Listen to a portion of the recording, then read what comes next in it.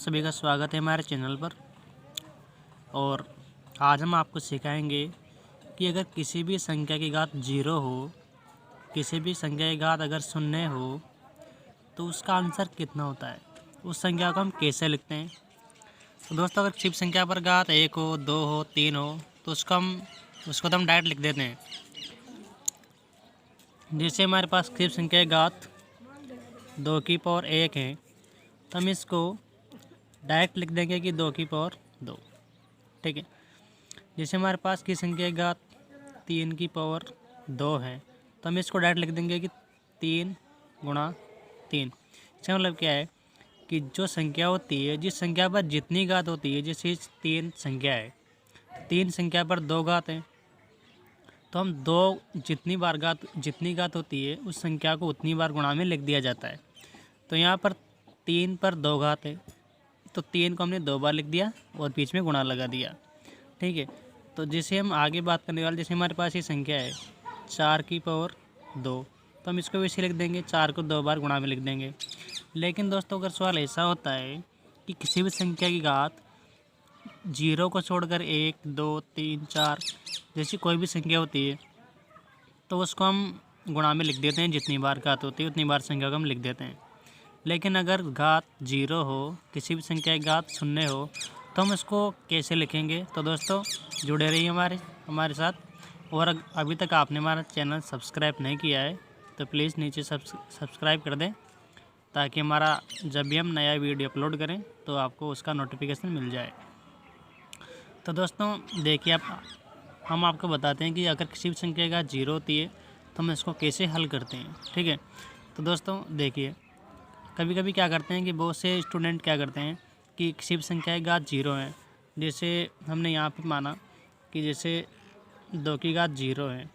ठीक है। तो कभी कभी क्या करते हैं कि स्टूडेंट इस 2 की घात 0 को 0 का मान 0 कर देते हैं, लेकिन ये गलत है। ये गलत है क्योंकि किसी भी संख्या की घात 0 होने पर उसका मान 0 नहीं होता। ठीक है दोस्तों, अब हम आपको बताते हैं कि किस संख्या की घात 0 हो तो उसको हम कैसे हल करते हैं। ठीक है। तो जैसे हमने यहाँ पर लिखा 3 की पावर 0, 3 की पावर 0 मतलब 3 की घात 0 है। तो इसमें हम क्या मानेंगे कि जो 3 है वो तो हमारी आधार संख्या है। क्या है? ये तो हमारी आधार संख्या है। ठीक है ना। तो आधार को लिखते हैं हम कितनी बार, जितनी उस पर घात होती है। तो यहाँ पर घात कितनी है?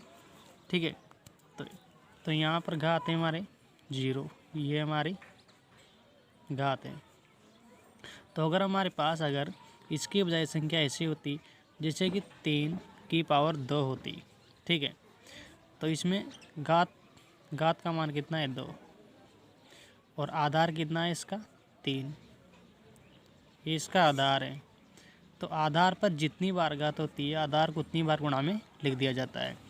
तो दोस्तों, हमारे पास यहाँ पर आधार है 3, ठीक है, और 3 पर कितनी घात लगी हुई है? 2, तो 3 को 2 बार लिखेंगे गुणा में। तो 3 गुणा 3 हो गया, 3 2 बार गुणा में, तो इसे लिख देते हैं। ठीक है।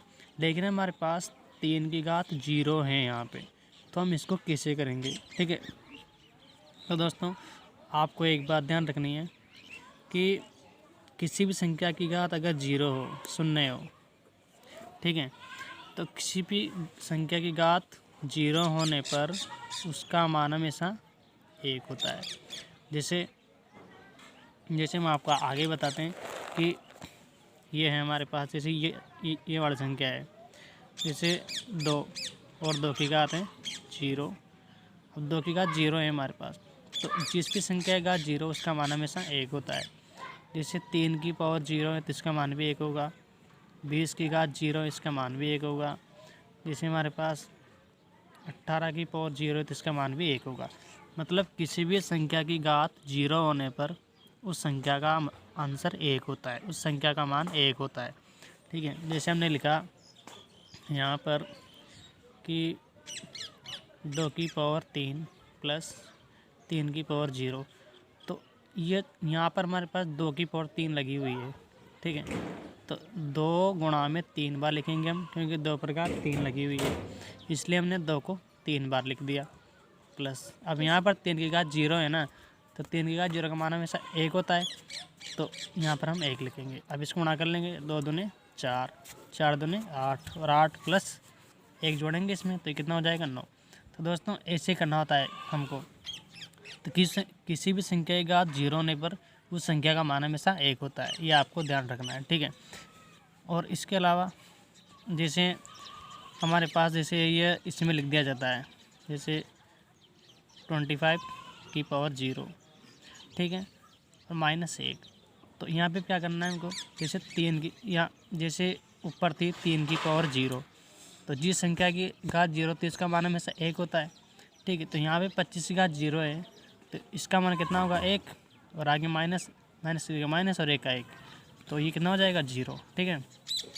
तो दोस्तों ये होती है किसी भी संख्या की घात 0 होने पर हमेशा उसका मान 1 होता है, ठीक है, ये आपको ध्यान रखना है।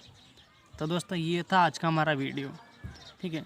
तो आप प्लीज़ अगर आपको वीडियो अच्छा लगा हो तो आप वीडियो को लाइक करें, शेयर करें और सब्सक्राइब करें। अब मिलते हैं दोस्तों आपको हम अगले वीडियो में।